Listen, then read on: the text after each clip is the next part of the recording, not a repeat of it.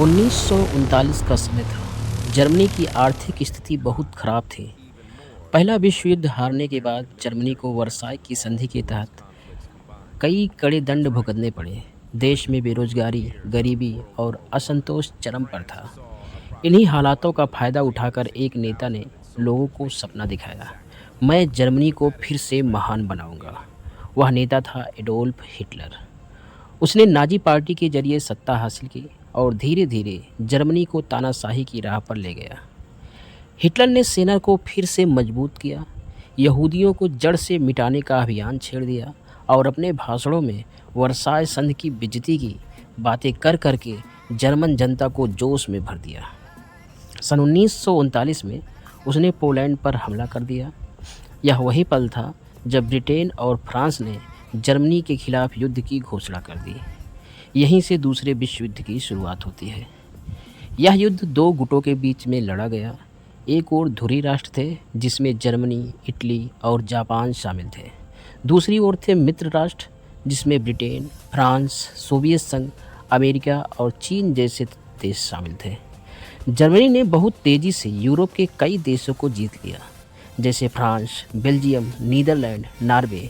Britain पर भी उसने हवाई हमला किया, लेकिन ब्रिटेन ने हार नहीं मानी।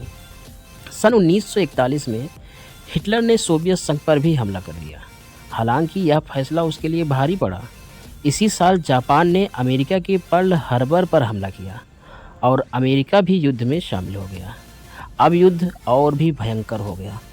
हर महाद्वीप किसी न किसी रूप में इस युद्ध की चपेट में आ ही गया। रूस में स्टालिनग्राद की लड़ाई में जर्मनी की करारी हार हुई। यह युद्ध का टर्निंग पॉइंट बन गया। इसके बाद मित्र देशों ने अफ्रीका, इटली और पश्चिमी यूरोप को मुक्त कराना शुरू कर दिया। 6 जून 1944 को मित्र देशों ने नॉरमंडी के समुद्र तट पर हमला किया, जिसे डी डे कहा जाता है। धीरे धीरे मित्र राष्ट्र जर्मनी के गढ़ की ओर बढ़ने लगे। अप्रैल 1945, इस दिन हिटलर ने बंकर में आत्महत्या कर ली। इसके बाद 8 मई को जर्मनी ने आत्मसमर्पण कर दिया। लेकिन युद्ध पूरी तरह खत्म नहीं हुआ था। जापान अब भी लड़ रहा था। अमेरिका ने जापान को झुकाने के लिए सबसे भयानक हथियार का इस्तेमाल किया।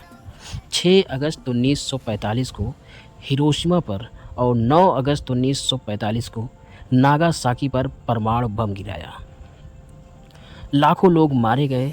अंततः जापान ने भी आत्मसमर्पण कर दिया और 2 सितंबर 1945 को दूसरा विश्व युद्ध समाप्त हो गया। इस युद्ध में लगभग 7 करोड़ लोग मारे गए। यूरोप तबाह हो गया। जापान राख हो गया। जर्मनी को फिर से विभाजित कर दिया गया। यहूदियों के खिलाफ नाजी शासन के अत्याचार सामने आए। करीब 60 लाख यहूदियों की हत्या कर दी गई थी। इन नरसंहारों को होलोकास्ट कहा गया। दूसरे विश्व युद्ध के बाद दुनिया को शांति की सख्त ज़रूरत थी। इसी कारण 1945 में संयुक्त राष्ट्र की स्थापना हुई, ताकि भविष्य में ऐसा कोई युद्ध न हो। हालांकि अमेरिका और सोवियत संघ के बीच प्रतिस्पर्धा शुरू हो गई, जिसे शीत युद्ध कहा जाता था।